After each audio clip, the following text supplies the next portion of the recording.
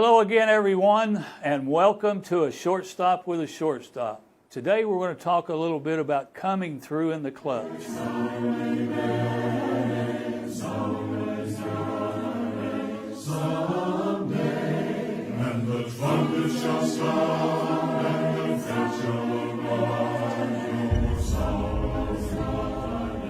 I can always remember spring training. The catchers and pitchers have reported already now. They're in Florida and they're in Arizona.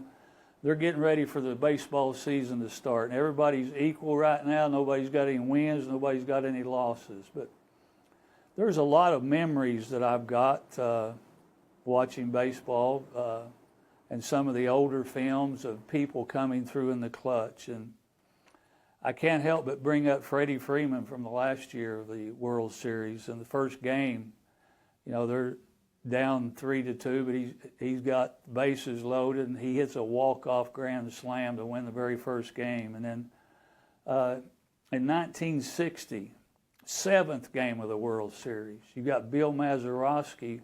He was a second baseman with the Pittsburgh Pirates, and they're playing the New York Yankees. And he hits a walk-off home run in the seventh game of the World Series to win that game. He came through in the clutch. And then I can't help but remember this one. This is my favorite one. In 1951, the Giants were playing the Dodgers. They tied the regular season. So they had to have a 3-game playoff to see who goes to the World Series. And the Giants win the first game, but the Dodgers win the second one. They're playing at the Polo Grounds in New York City.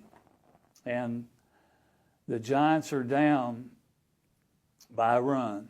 And Bobby Thompson comes up to bat with the 2 runners on.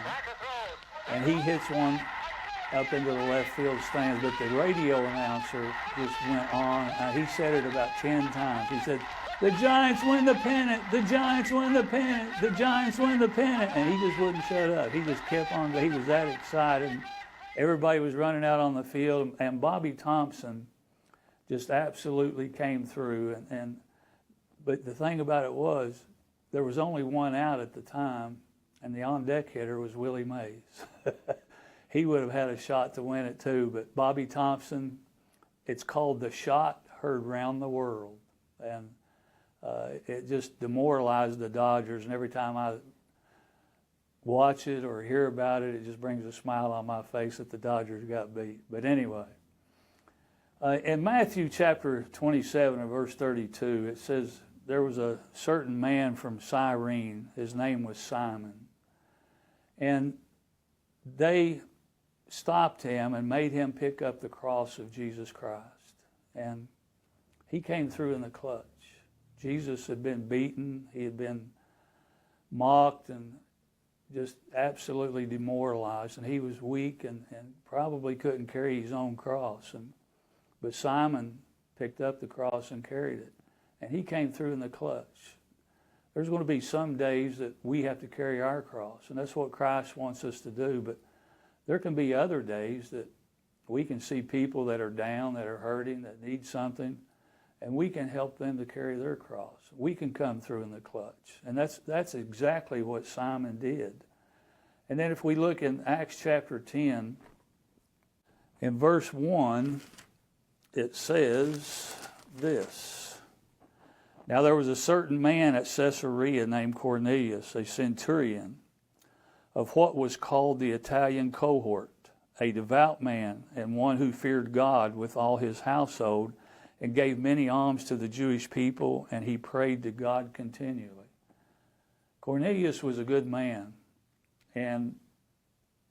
but the thing about it was, he wanted to do what God wanted him to do. And Peter preached to him and told him what he needed to do to be saved, but Cornelius literally picked up and carried the cross for his whole family. Because if you look at the verses 10 through 18, after they were preached to, it says that he and his whole household were baptized and were added to the church. So we as fathers as mothers sometimes, even children, we can help pick up the cross for our family and carry it for them sometimes when they may be going through some type of difficulty. And Cornelius was that type of guy. He was a devout man. He gave alms. He prayed continually. But what it did, it saved his whole family. And we need to be that type of people to pick up the cross whenever it's needed. And thirdly and lastly, we have a guy by the name of Ananias.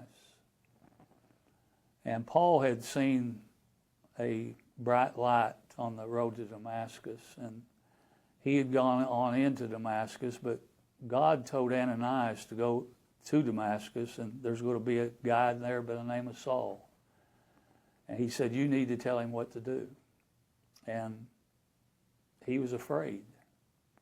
He said, I've heard that he's put people in jail, and he had letters from the Jewish leaders, and that he was able to just about do anything he wanted to Christians, and which he had been. But Ananias went anyway. And when he got there, Saul was sitting in the corner, and he told him what he needed to do to be saved. And he said, why tarriest thou? Arise and be baptized, and wash away thy sins, calling on the name of the Lord.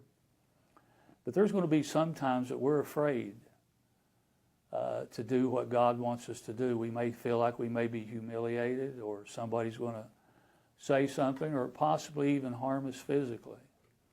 But Ananias picked up the cross, and he went and told Paul what he needed to do. And it came from a human vessel as far as what the gospel plan of salvation was to the Apostle Paul. But we sometimes need to be an Ananias. Sometimes we need to be a Cornelius. And then sometimes we need to be a Simon. But let's carry our own cross, but let's help other people carry theirs when it's needed. Let's come through in the clutch. Thank you again for being with a Shortstop with a Shortstop.